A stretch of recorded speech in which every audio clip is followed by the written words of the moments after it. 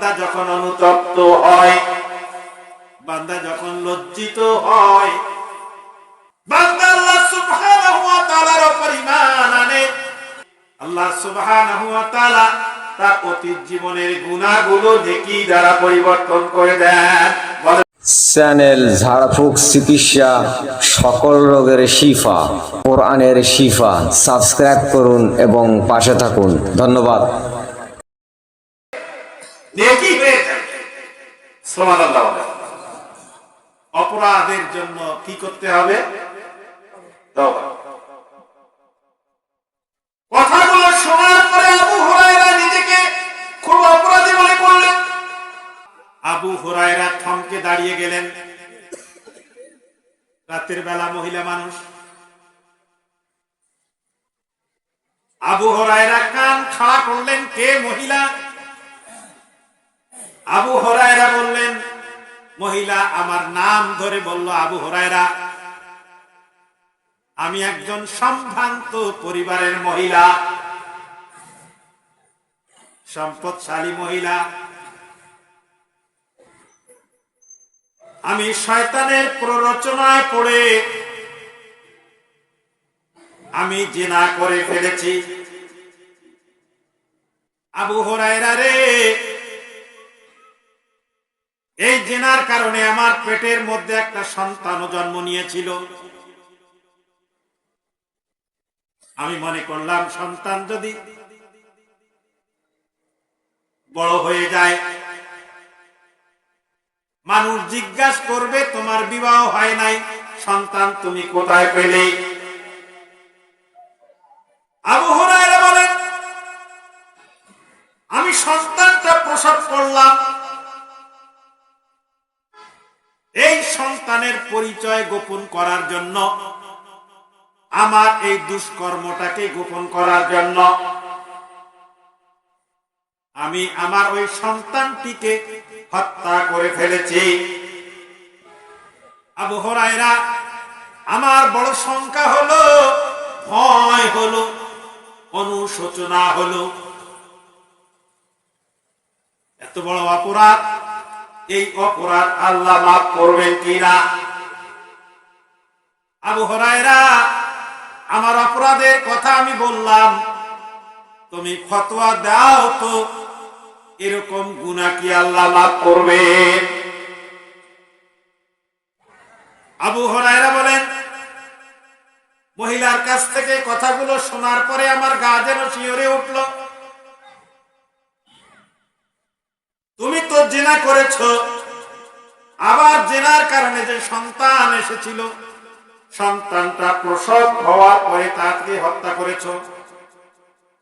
একটি অপরাধ তো জিনার অপরাধ, আরেকটা অপরাধ হলো সন্তান হত্যা অপরাধ। আবু হুরায়রা বললেন, আমি তৎক্ষণাৎ মহিলার কাছ থেকে কথা শুনে মহিলাকে ফতোয়া দিয়ে দিলাম, রায় দিয়ে দিলাম, আল্লাহ তোমার এই গুনাহ মাফ করবেন না। কথাগুলো শোনার পরে মহিলা কাঁদতে লাগলেন।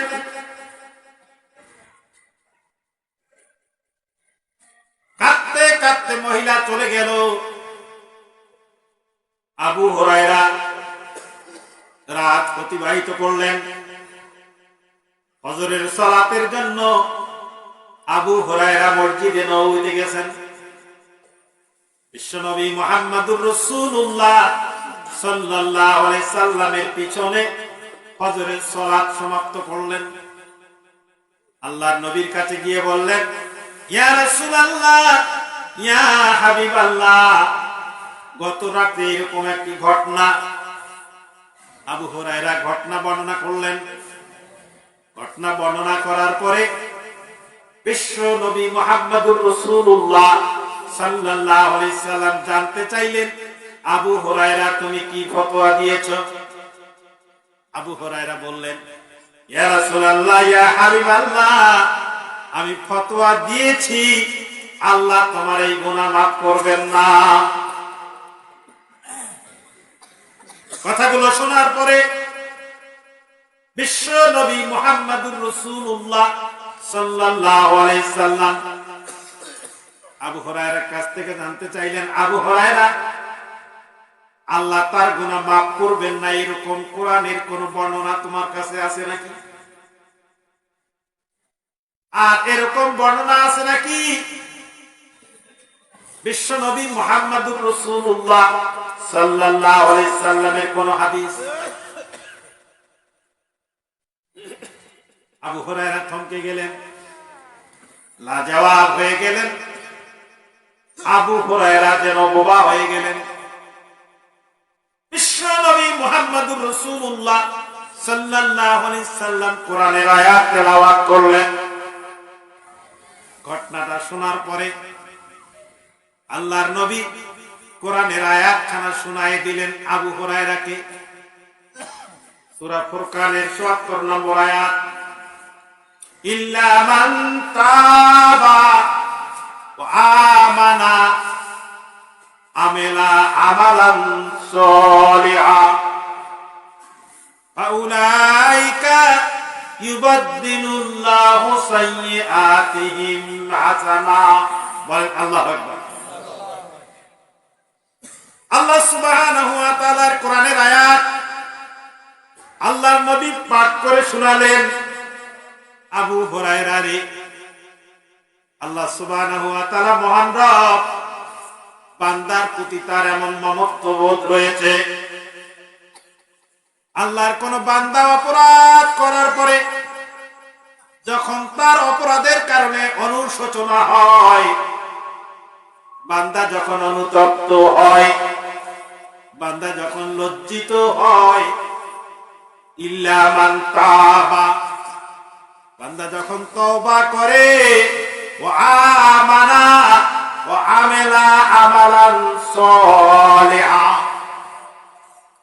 বান্দা আল্লাহ সুবহানাহু ওয়া তাআলার উপর ঈমান আনে আর আমলে সলে করতেই থাকে, আল্লাহ সুবহানাহু ওয়া তাআলা তার অতীত জীবনের গুনাহগুলো নেকি দ্বারা পরিবর্তন করে দেন। বলেন সুবহানাল্লাহ। শুধু মাফ করে নয়, গুনাহগুলো কি বানায় দেবেন? কথা বুঝছেন তো? গুনাহগুলো কি হবে? নেকি হয়ে যাবে। সুবহানাল্লাহ। অপরাধের জন্য কি করতে হবে? তওবা। কথাগুলো শোনার পরে আবু হুরায়রা নিজেকে খুব অপরাধী মনে করলেন।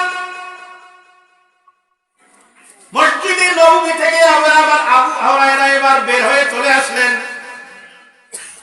মহিলাকে অনুসন্ধান করতে লাগলেন, মহিলা কই? আমি একটা ভুল ফতোয়া দিয়েছি, মহিলা যদি এই অবস্থায় মৃত্যুবরণ করে তাহলে তো এর দায় আমার উপর পৌঁছে যাবে। আবু হুরায়রা বলেন, সমস্ত দিন ধরে মহিলাকে অনুসন্ধান করলাম, কোন মহিলা পরিচয় পাওয়া যায় কিনা। মহিলা তো রাতের বেলা আবু হুরায়রাকে ডাক দিয়েছিল।